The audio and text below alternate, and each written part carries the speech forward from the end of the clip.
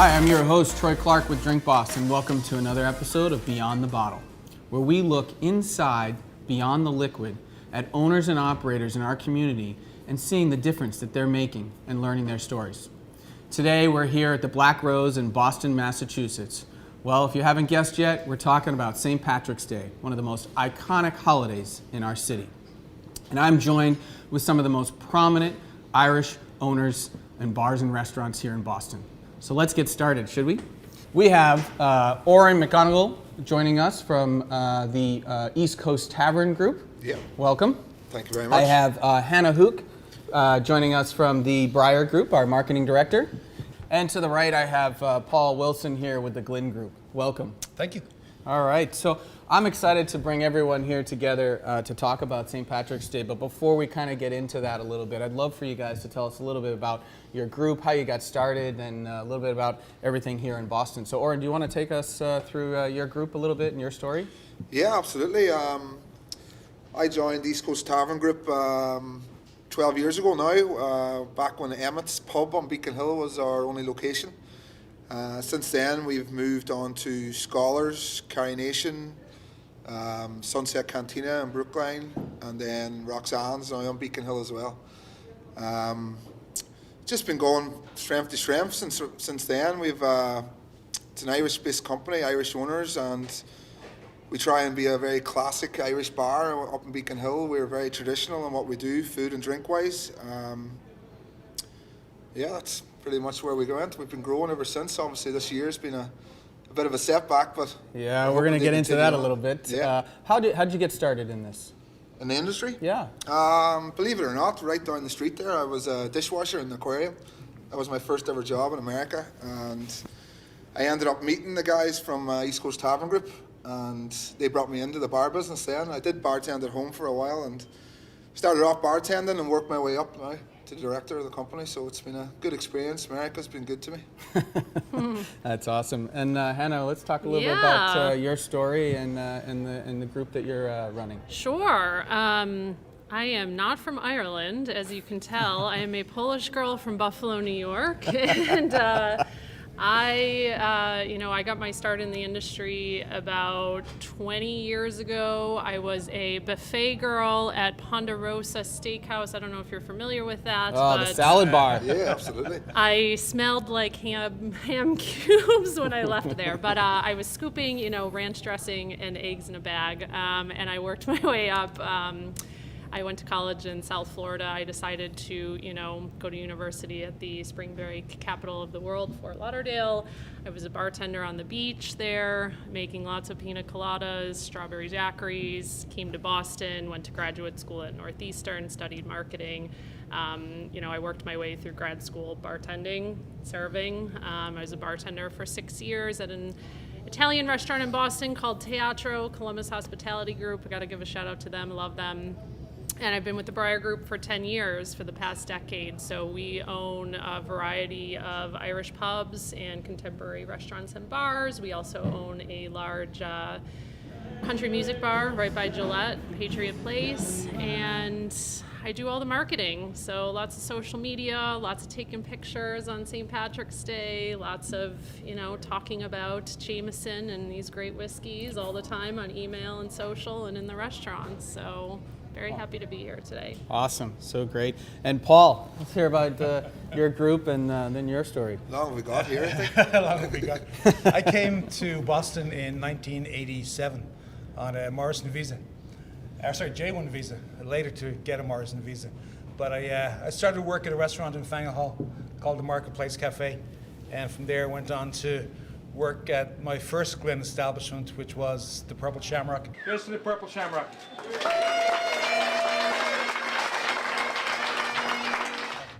On Union Street. Went from there to Chadwick Park on High Street. Eventually ended up in the Black Rose. And so over the last 33 and a half years, I've worked my way up. I've been the Director of Operations for Glynn Hospitality for about the last 10 years. We now have 8 locations within the city. The Black Rose, which is celebrating its 45th year this year.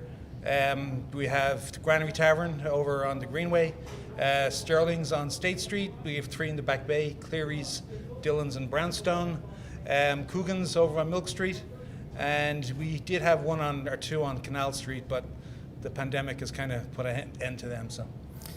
Oh, that's awesome. Yeah, the pandemic's been rough, I think, for everybody, and we'll talk a little bit about how that's affected. affected. It's been a different year, all right. But we're talking about St. Patrick's today, and I think that this is kind of a little controversy. I'll talk a little bit about the first parade happening in Boston, going back to 1724. That can be a little bit controversial if you're talking to people from New York or Boston, Chicago, and stuff like that. And it was really a gathering of people to celebrate their homeland, coming together, creating that ethnic community. And then you talk about 1776. We have the celebration of Evacuation Day and also St. Patrick's Day. So this holiday has really been a celebration of religion and also military presence. And then the first parade being back in 1901 in South Boston. And then we come all the way to where we are today. What is St. Patrick's Day for all of you, right? So we'll start with you, Paul. What has St. Patrick's been behind your group in our city, and what does it mean to all of your team members? I guess St. Patrick's Day has changed over the years. 30 years ago, it was very food oriented, where people kind of came out. It was the end, winter was over, it was beginning of spring and summer was coming. But it was that sort of chance to go and, show your Irishness. It was the corned beef and cabbage days. It was families would come out. There was always live entertainment. But throughout the years, it's become more of it's one of those days where, you're proud to be Irish, you're proud to be a Bostonian. But I think it's the entertainment, and it's just, we got through winter, fun. There's just good entertainment. And what I take away from it, when it's a long day to work, but at the end of the day, it's the smiling faces walking out the door, and you did what we do best. We did what we do best, is that you gave people an experience. They had a blast, whether it was entertainment, whether it was, they tried something different, whether it be another Irish whiskey, whether it be a Guinness, whether it be a Harp, whether it be another Irish product. But it was a chance for us to show our Irishness and let people know that, it's all about fun at the end of the day. Enjoy the experience, go out. Some people celebrate, go over the top a little bit, but, it's one day of the year, you can do it. Yeah, and that's what it's all about, fun, right? Hospitality.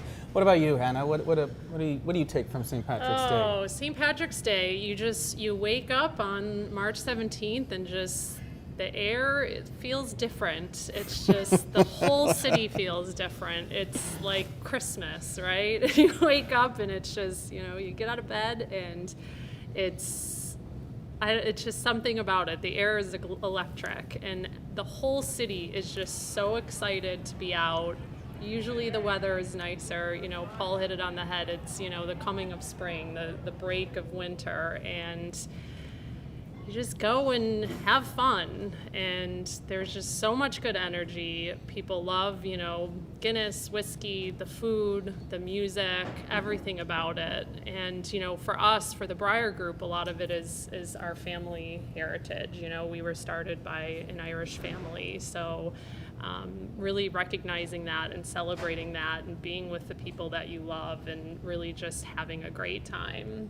I think you hit on something really important there. It's really, St. Patrick's has always been to me, it's really the celebration of family. It's the celebration of, beyond just being Irish, but really it's just fun, getting together the people you love, that you want to be closest to, meeting new people, and just celebrating life, right? And I think that, I think you hit that on the head, and I think that's what people come out in just thousands that day to just let it all loose and have fun. What about you, Oran? I guess originally for me, where we're from, it would have been a religious based summit. In Ireland, it would have been a religious holiday. It's also in the middle of Lent for Irish people, and the joke is that we had to get St. Patrick's Day in the middle of Lent because there's no way we were going to do 40 days without any booze or sweets or anything like that. So when I was young, I remember it being a day where you were allowed to eat anything again because you were doing no sweets for Lent. But as I grew older then, moved to America, obviously, it started off it was crazy. It was green beer and all this here, and I was like, whoa, what's going on here? But then the more I kind of got into it, and we've obviously worked them, is the more I've realised to kind of embrace it and think, right, this is a day where the whole world is celebrating Ireland, like a little country in the Atlantic, where it's just a very cool thing when you're from there and you can see the green and see everybody out celebrating their Irish heritage. And for that now, it's turned into as you say, that day you wake up and you're thinking, this is our Super Bowl Sunday here now for bars. This is it for us. Like, we have to, if you're an Irish bar, this is our day. I've seen a lot of visitors in town. They're all coming in. They want the Irish atmosphere. They want to be listening to great music from Irish musicians. Just the whole atmosphere you can feel in the bar right now. That's what they're looking for, and there's only so many bars in the city that can offer that. We're definitely one of them bars, as you can tell right now at the moment. Good food, good drinks, banging out the Jameson Black Label as well, the barrel that they've done for the bartenders. It's just been a great week so far to celebrate St. Patrick's. Where we show everything we do, all our heritage, all the food that we make, all the staff that we have, show them all out, put them all out there and really show off our brands and who we are. That's awesome. You know, you hit on something green there, and I think it's always good to talk about where does this green come from. And we were joking earlier before, and I said that there's kind of like a hoax out there that people say you got to wear green to stay hidden from the leprechauns. But really, I think the other point is really that it came from the sign of nationalism and the clover. And wearing that was something of pride that people wanted to continue to do. But boy, did we take it to a whole nother level here, as you're talking about with the green beer. And America definitely lifted it. Like, it's, go big or go home, right? It is. It's like, if you want it to be bigger and better, it's America's the way to do it. That's always been the way. So let's dive a little deeper, because I know that you hit on the pandemic, and this has been a really challenging year for everyone, or year and a half now, right? And we're coming around St. Patrick's Day again, and we know that last year this time is when everything basically shut down, right? So, you know, what was St. Patrick's Day prior to the pandemic, and what's it going to look like now, you know? So, you know, what was it for you in your group prior to, and what is it going to look like this year? Busy. Busy, yeah. Busy. It's going to look very, very different, you know? I mean, safety has always been a concern for us, but now more than ever. I mean, you know, there's the 90-minute limit at tables. You have to be sitting at a table.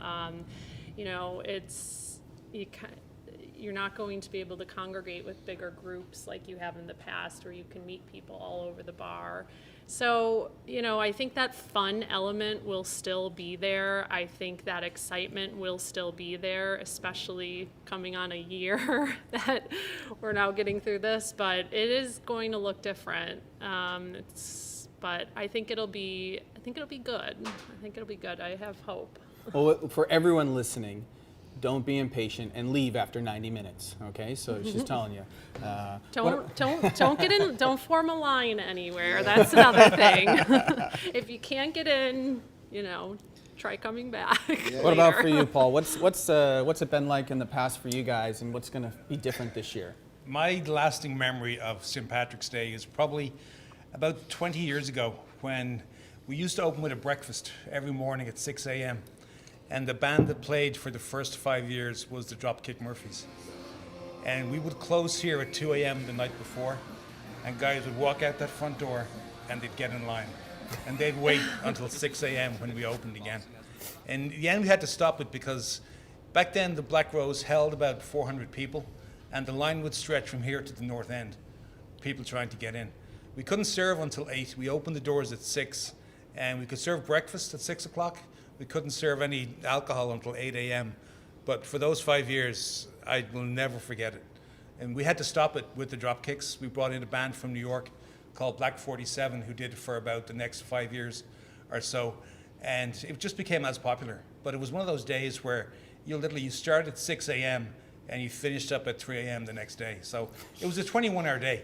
I mean, it's long. It's, you know, you were tired obviously at the end of it, but you know what? It was a lot of fun. All I can think about is that scene from Cocktails with Tom Cruise at the end of his first shift there, wringing out his socks, and the sweat just coming out right of the water. We were fortunate that we could flip the staff a couple of times, obviously throughout the day, and kept it going. But it's, you know, it goes back to, it's fun, and that's sort of thing I think I'll miss most about it. Is right now, as Hannah said, we're stuck with the 90 minutes, and you know what? The rules are there for a reason. I think we have to go along with what rules we've been given. We're fortunate this year we can actually be open. Last year it was March 13th. I walked in here in the morning and there was a couple having breakfast, and they were the last people we served for 102 days, because we shut down that day and didn't open again until June. We opened outside our outdoor patio. But that was 102 days where there wasn't a sinner inside this building. And that time we had stocked up for St. Patrick's Day. And the basement here holds a lot of beer and booze and Irish whiskey for that week. And whiskey won't go off, it sort of matures. But we had to carry up over 200 barrels of beer from that basement up here to get returned. And I never want to do that again. So you can do it. It was horrible. It's not pretty, but it's, Yeah. at least this year we're fortunate. And, you thank everybody for, nobody saw this coming, nobody planned it. But we've got this far. And the only thing I would ask is that we have rules that we have to follow, and that everybody has been given the opportunity to spend 90 minutes on St. Patrick's Day at the Black Rose or one of your venues, that spend your 90 minutes and then give somebody else that opportunity. Yeah. Try and spread it around so everybody gets an opportunity to go out on St. Patrick's Day. We'd all like you to stay longer. I'm sure you would like to stay longer too. But these are the rules we're under. And if we continue to do this, hopefully by 2022, we'll be back to some kind of normalcy. Yeah, I think that's a great message, and I think if we can just get everyone to get a little bit of Sure. enjoyment, because last year everyone missed it, Yep. right? So I think that would Yep. be fun. Oran, what about you? What's your kind of... Chaotic is the Chaotic, word for yeah. it. Where we are, we have 4 bars on the one street. They're all basically the only bars on that street. Beacon Hill going on the School Street. So my job on them days would be just bouncing around them bars. But all you would see is just people outside, and they're only going to our location, so it's just like, it's chaos, but it's a good chaos. Like, it really is a good chaos, because at the end of that night then, and it's something that I always done, I would always go to the most random bar ever on St. Patrick's night, where it could have been the most American bar where there's going to be nobody. I don't want to see green, I don't want to hear the music, I want to sit in a dark corner by myself, because all day you're just talking to people, listening to music. There's whiskeys, there's beers going, there's everything going. So that, at the end of the night, it was always a thing for me to go away some random little bar and just sit in a corner and have a nice whiskey to myself, toast St. Patrick, and then the next day you couldn't walk. That was basically it. It was chaos, but it was good chaos. Yeah. And We've all been there. I'm saying that, I would love to have that back right now. I'm sure we all would. I'm sure, yeah, there's a little bit of sense Yeah. of normalcy, right?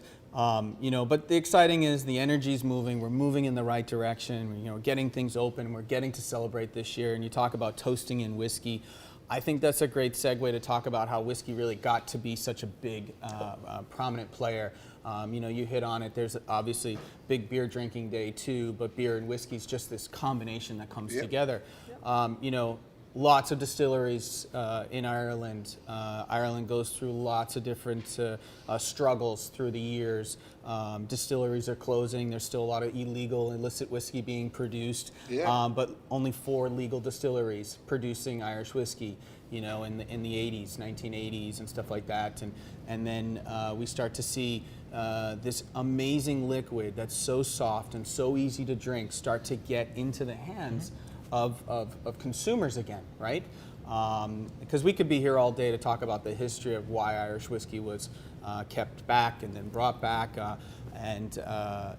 really, really awesome. That for almost 15 years in a row, the #1 growing category of spirits is Irish whiskey, right?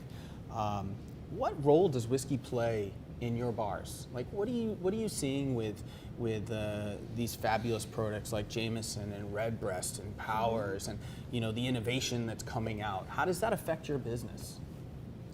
I think people want to experiment, and people are becoming elevated in their drinking habits, right? We spend a lot of time at home. We've had a lot of time to experiment with our own ingredients and making our own cocktails and making strong cocktails. That's a fear. Hold all the mixers, just pour the whiskey. When people come back into the bars now, they're going to be like, "There's nothing in that," and we're like, no, Yeah. "You've just been serving yourself for the last year.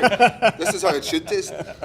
So, at Solus, for example, our Irish pub over on Boylston Street, right near the Boston Marathon finish line, they were doing St. Patrick's Day kits. So, speaking of how St. Patrick's Day is going to look different, some people aren't comfortable yet going out to restaurants and bars, and so we've done these kits that give them an opportunity to celebrate at home. So with those, we've included a Jameson cocktail, and it's a Jameson smash. It has a lemon peel, simple syrup, some fresh mint, some fresh lemon, and it comes in a nice to-go container. They can pour themselves a cocktail, get, their corned beef and cabbage, and celebrate at home. So that's just, one way. We're doing a lot of kind of whiskey of the week. One of the positive things about the pandemic is these QR codes, and these QR code menus. And you guys will know, once you print a menu, it's like, all right, that's your menu for the year. But now it's like, oh, it's not printed anymore. We can start making changes. We can really highlight these different whiskeys and these different products on our menu and change it really often so people can really become aware of them. So it's a couple ways.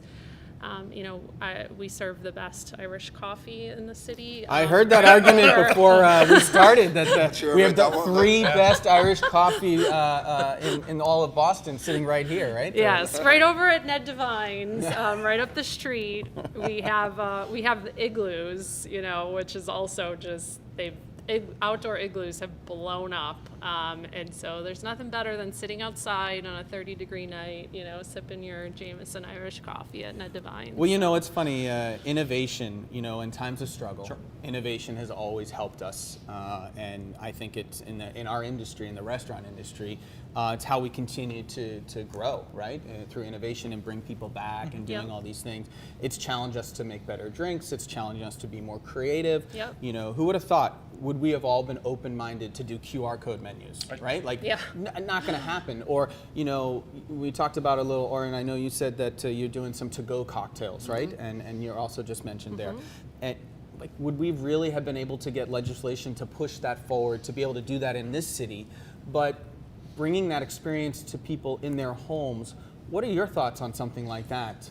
The kit thing has been amazing. It's been really interactive for people to do it at home, and we've been able to put up Instagram videos of how to make a cocktail with our kits. People come in and buy them, bring them home, watch the video over and over again. So that's been a good thing. The QR thing's been a good thing. Randomly for me, in one of my bars, is the tables at the bar has been a huge hit for us, which is something I never would have thought of, but it's created this whole different social thing at the bar, where when you come in now with 2 or 3 of your friends, you're sitting at a table instead of sitting at a line, and it's creating a lot more conversation. So that's something that I'm going to look at going forward. Will this be something I keep now? Because it simply is, it's working for us. So not for every bar, like for Emmet's up the street there, it doesn't work because it's a tighter little bar. So things like that. QR code obviously has been a hit. It's been really good for us in a sense where I can put up a daily special with a visual instead of actually having the text. If someone does our QR code, they see the cocktail.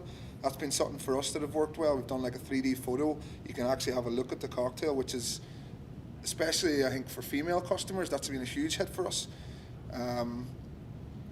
There is definitely some good things that come from it.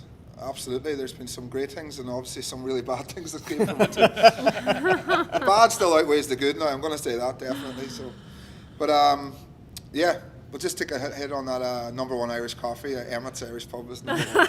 That's official, by the way. Well, Paul, you were talking earlier when we were talking about innovation and talking about doing some different things, and you were mentioning about pre-recording and how do we get around live entertainment, because that's such an important part of this holiday also, is that live entertainment piece. So you're doing something a little bit creative. It's an important thing at the Black Rose. The Black Rose for 45 years, 44. We can't count last year. We had entertainment here 7 nights a week for 364 days of the year. The only night we never had entertainment was on Christmas Eve. And the other night before that was the night of 9/11. Every other day there's been entertainment on the stage at the Black Rose. So it's a huge part of what we are and what we've been in Boston. And not being able to do it has really affected our business. But this year what we were trying to do is we recorded a band that plays here regularly, Devry, a 90-hour concert that we will show all throughout the day on St. Patrick's Day. 90 minutes? 90 minutes. Well, it feels like 90 hours. It'll be a 90-minute concert that we'll play throughout the day on St. Patrick's Day, just to try and give somebody a little bit of a memory of what we can do, how we can do it, and also something to look forward to, that live music will be back eventually. People have got to, it's not gone away yet. We're going generally in the right direction. But it was the only way we could figure out what do we do on St. Patrick's Day that will have some kind of normalcy to it. So the concert lasts 90 minutes. Everyone can stay for 90 minutes. They please move along. We have more people that have made a reservation can come in after that. So it's 8 2-hour slots that we've reserved. You can reserve on Open Table for the Black Rose for St. Patrick's Day. But everybody gets to experience it throughout the day. And, you know, we will have the #1 Irish coffee available that day. When they're done with theirs, they're more than welcome to go to Ned Devine's or to Emmett's. I will back try something up theirs. there with Paul. Now, when it comes to live music in the city, this is the place that we would send everybody. Like, it's got that name. It's just any of my family ever comes to America, and they might be going out on a Tuesday night or a Wednesday night, the off nights, you would call them. You would come here because there's always going to be live music. That's But you always make sure that they have an Irish coffee with you first before they come already here, have right? their fill with us. We send them down here then, but it's the live music thing. This is the place where, you know, it's a mecca for live music, for Irish music around the city, like definitely. So I'll give him his pluses there, big time. I'll take whatever I can. Yeah. But just to echo that, I mean, I think it's what this whole. There's just a lot of Irish bars in Boston, and we all try and support each other. Big time. We all can't be everything to everybody. Yeah. We all have something that, you know, they can go to Ned Devine's and experience a different experience, or Sullis, or Emmett's, that we can, you know, they can try it. There's Mr. Dooley's on Broad Street. Yeah. There's plenty more in the city. We all try to help each other out. Yep. If we don't have room for somebody, we'll call them up and say, hey, we got a group. Can you fit them in? Yeah. Or what have you got going on tonight? We can't have them 7 nights a week. They may try and experience something else during the week. There's Well, I think that's There's just enough Irish in hospitality, Boston. right? I mean, that's just about hospitality and our city being Yeah. really close, Yeah. and I think that that's really important. What are some dishes that people should look to see or try that they haven't tried that they should be trying on St. Patrick's Day? Are there things that you only run on that day that they wouldn't get, or are things they should explore for? We try and do a little bit of everything on the menu. There's obviously an Irish twist to some of it, but I mean, you hear so much about corned beef and cabbage. Growing up in Ireland, nobody had corned beef and cabbage. Corned beef was an immigrant's thing out of New York. Is where we had bacon and cabbage, where it's a different cut of ham. It's cured differently. It's delicious, but they don't make it in the States. And the closest thing they could get was going to their Jewish friends in New York, getting corned beef. And that's where the whole corned beef thing came out of. It's something that we have on the menu. We don't have it on all the time. We do it regularly, but on the St. Patrick's Day week, or even the month of March, it's something we feature quite a lot. There's other cuts of it. We get it from a great local company, Boston Brisket Company, and they make the rare version for us. We cook it off, hundreds and thousands of pounds of it over the month of March. Damn New Yorkers always trying to get into this I city, know they do. But it's one of those things. But you do have Irish classics on there too. There's a shepherd's pie, there's a beef stew. With our wings, there's so many versions of buffalo wings throughout the city. We actually make a glaze out of Jameson whiskey that we put over our wings. It does that, but it runs the gamut. I mean, there's Irish smoked salmon. We bake brown soda bread off daily. So there's plenty of choice within the restaurant, but there's our Irish favorites too. Yeah. Anything American you favorites, I guys should say. think we should hit on that people should try? Corned beef and cabbage egg rolls. Ooh. Make them by hand. They are incredibly popular. They are very, very good. I'm looking for the TikTok video of you making them by hand, so we'll be seeing that next, right? Yes, definitely. No, I mean, you know, we kind of have the Americanized version of St. Patrick's Day, so it's a lot of different spins on things. We do, you know, soft pretzels with a Guinness mustard, corned beef and cabbage, of course, shepherd's pie, of course, but, you know, it's corned beef and cabbage is clearly the most popular. So for all our listeners out there, we gotta give them some good stuff here. So I would love for you guys to tell us your favorite story revolving maybe Redbreast or Jameson on St. Paddy's Day. So you know, Paul, we're gonna start with you. We're gonna put you on the spot first. And remember, if it involves alcohol, sometimes it can be a little foggy. So you know, it's okay. This is not a St. Patrick's Day story, but it's a Black Rose story. There was one Saturday afternoon, there was a guy sitting over here behind me at the corner of the bar. And I mean, you see a lot of faces come through the Black Rose, and you're trying to think, you know, you're looking at that guy, and where do you know him from, whatever. But he was sitting there minding his own business, and there's a couple of people sort of pointing to the corner. And it was John Denver sitting over the corner of the Black Rose. And he was just sitting back, he was just flicking through a newspaper. He was drinking a couple of pints, and I'm sure there was a little whiskey involved at some stage too. But the band that were playing at the time obviously recognized John. And they went over and they said, like, we've been a fan for many years. Would you come up on stage and sing a couple of songs? And it was just one of those things. He said, you know what? He said, I'll finish this beer, but before I go, I promise you I'll get up and sing a couple of songs. Well, he got up on stage and he sang about 3 songs. And I remember he's singing Annie's song, and just the hairs in the back of your neck just stood up when you see the guy that's sitting at the corner of the bar, gets up, sings a couple of songs on stage, and thunderous applause, and he just got off the stage, walked out the door. And the sad part about it is he was killed in a plane crash 2 days later. Oh, wow. It was a plane he'd built himself in Colorado, I believe, and did it. But it was just one of those things when you heard the story, and just now I can feel it in the back of my neck too. It's just those stories that, it's people never take things for granted. Yeah. Enjoy that last minute, because you never know what's going to happen when you walk out that door or any other door. But, appreciate it. Yeah. And it's just one of those things that I'll never forget it. To me, that's one of those Black Rose memories.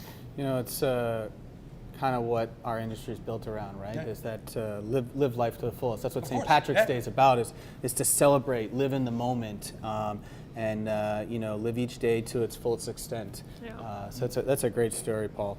What about you, Oran?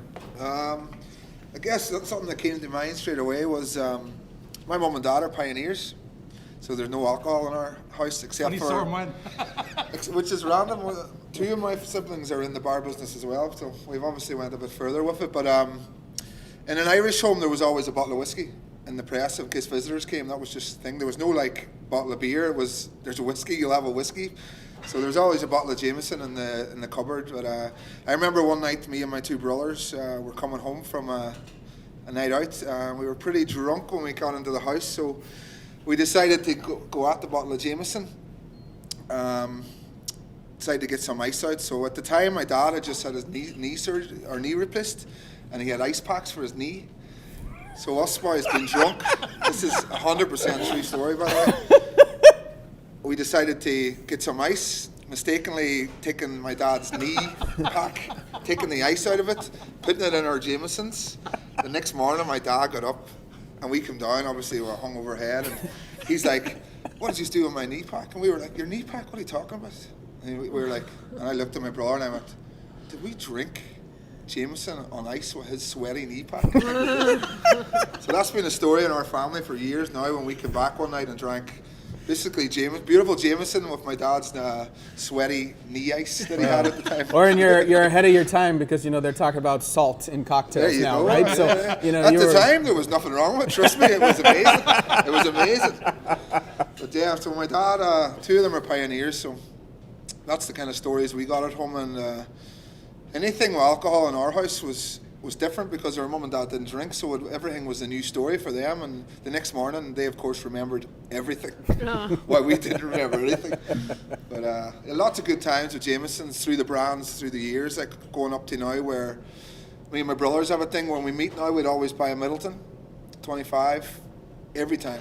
That's something we do now as a group of 4 brothers. We always have a Middleton, and we swap them back and forth, the Barry Crockett's, the different things. We'd be sharing bottles with each other and different experiences with it. So it's a big part of our life now, actually, like tasting in whiskies and trying different whiskies and having conversations on our WhatsApp group about things that we've tried. So all good stuff.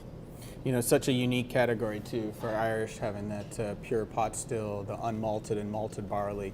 For people that have never experienced it, it's just magical. Yeah. I see you got the 21 year. I said that's probably the greatest whiskey I've ever been able to experience for me personally. I was fortunate enough about 2 weeks ago to taste the 27, and it's worth waiting for. Yeah, well, it's so.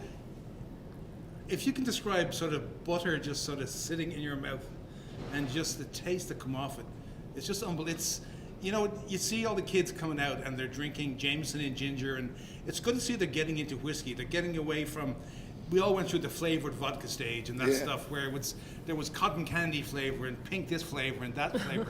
Well, now they're going to tasting what a true spirit can taste like, and it's the history that goes into it, and the care that goes into producing a bottle of whiskey. But when you get something with that age, whether it's the Redbreasts or you say the Middletons, even the Red Spots of the world, It's, you know, it's just they're sipping drinks, and the French went on about cognacs, and the Scotch have their Scotch. But to me, an Irish whiskey just in a glass with maybe just a dash of water just to open it up.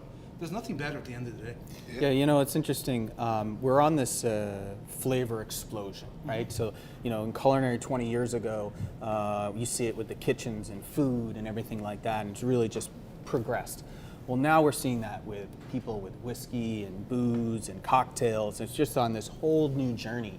And as a result of that, people are drinking better stuff, a little bit less of it, but better. Yeah. And you know, like this is a perfect example of something that when you try it unadulterated in any sense, just trying it neat, but adding water to it isn't a bad thing, right? I think people have this misconception, and you know, there's these people that say, oh, you ruined it by adding water or putting it on ice or whatever. It's literally a drop. Just yeah, but it's had water its whole life, the whole way. You know, when it's germinating, you're adding water to it. In the mash tun, you're adding water to it. The whole step, the whole process has water. So, you know, however you like to enjoy it, enjoy it, because that's the celebration, right? That's the celebration of it, right? That's the one thing about alcohol. Lots of people drink it different ways. So yeah, everyone should have their own way, and if you like it, that's up to you.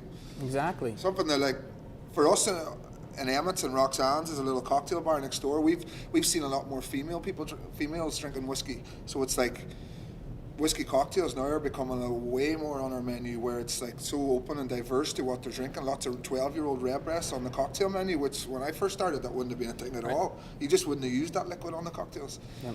So something we've a plan for St. Patrick's Day is a woman who whiskey, basically an event where we're going to create a menu basically to open up our cocktails to more female drinking and more different types of, you know, the styles of Jameson and Middletons and the redbreasts and green spots and yellow spots, things like that there. So we'll be doing that, and something in Emmet then would be we started doing a lot of flights lately where we've had to like really expand what whiskies we had on the shelves, going from like your really high end, like I have the 27-year-old, which I've hid away in the back office, which no one's allowed to touch.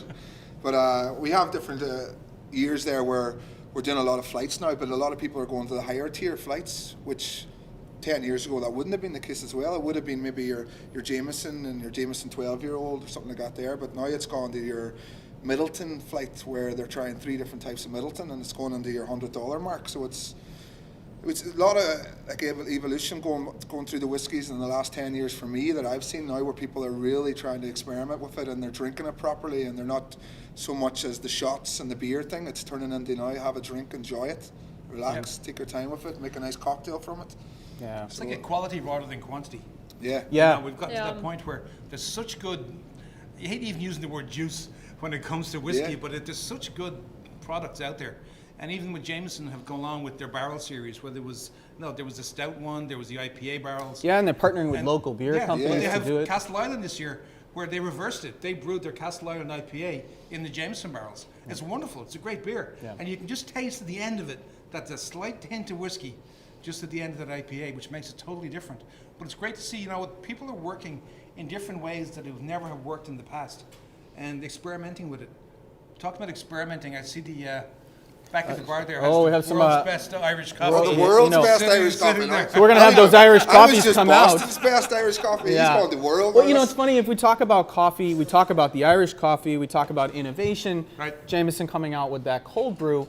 And, you know, what I think a lot of people don't recognize is that in Boston, we are one of the largest coffee consumers per capita across the United States. And it just seems fitting that an Irish whiskey with a cocktail named after it, you know, the Irish coffee, has now an opportunity to get cold brew put into it. Now, this is made with just traditional Jameson here? Yes, it is, yeah. All right. I cannot wait. You want to tell us how you guys are making it? Well, this one it has a cube of Demerara sugar. Then it gets an ounce and a half of Jameson, followed by about 2 ounces or 2.5 ounces of coffee, fresh brewed coffee. Are we drinking this? Yeah, we are. And then we have a little whipped cream on top, but not too whipped, it's shaken. Shaken. It is beautiful and Instagrammable. I will give that to you, Paul. The classic glass is a big thing for us as well, where the last maybe 5 years it's come back into use a lot more.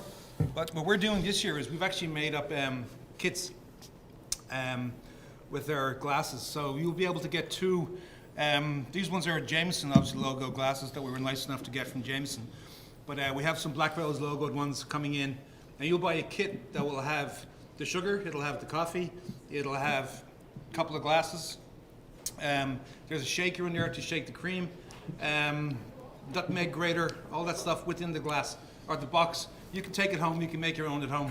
Unfortunately, we can't ship the whiskey.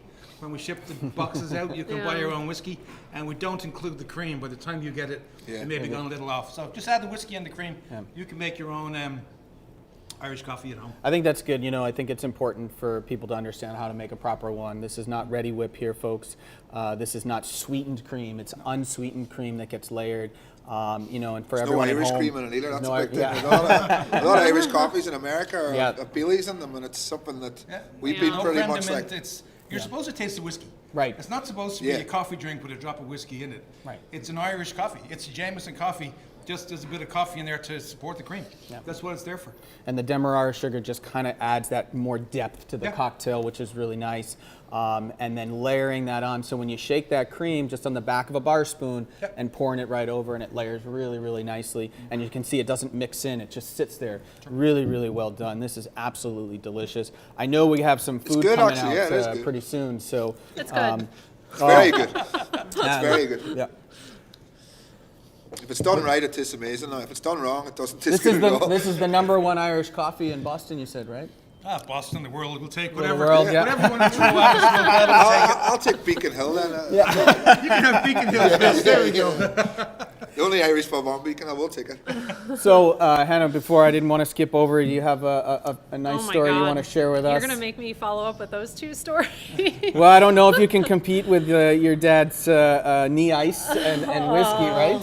I mean, yeah, you know, an interesting part of my job is I'm, you know, a lot of the times I'm documenting St. Patrick's Day, right? So I'm traveling to every single one of our pubs and, you know, taking pictures and using it for our Facebook, our social media, and inevitably there's always that group who come and get a Jameson with us, you know, and then the pictures inevitably end up blurrier and blurrier as the day goes on. I hope I don't get in trouble for saying that, but it's all good.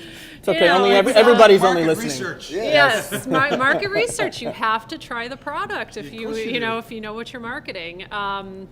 No, but you know, I think one of the most memorable St. Patrick's Day was the time it was on a Saturday. You know, what was that, 4 or 5 years ago? 6 years ago? 7 years ago? Well, the only one I've been a part of in Boston. I know you've had a couple under your belt, but yeah, the Saturday St. Patrick's Day is always just different level, turned up just a little notch. So nothing like knowing that there's no end in sight and you have Sunday to recover. And maybe even Monday morning before you have to go back to work. The thing about the Saturday one is you get it on Sunday again. It's a 2-day one. It's nearly become a week-long event, though. You get it the weekend before. Yeah. If it falls midweek, you get it the weekend before. You get it in the middle of the week, and then the parade's usually the following week. So it comes up another week. So it's now become the St. Patrick's Week Festival. So yes, the month, that's okay. We'll take it. We'll take the month. Actually, that's what I'm doing. March, Excellent. Irish Heritage Month. Yeah. Billy, do we want to? Spectacular. Are we keep going? Are we good? We just sign off and do a toast with everybody. That's Yeah. Thank everybody. Yeah. Thank Excellent. Billy. Okay. Jameson facing Thanks, out. Christine, for Jameson facing out, right? So we'll have that. I'm far behind you. Okay, so I want to thank you guys all. I want to thank you guys for joining us today, and to all our listeners. We appreciate you for tuning in to another episode of Beyond the Bottle.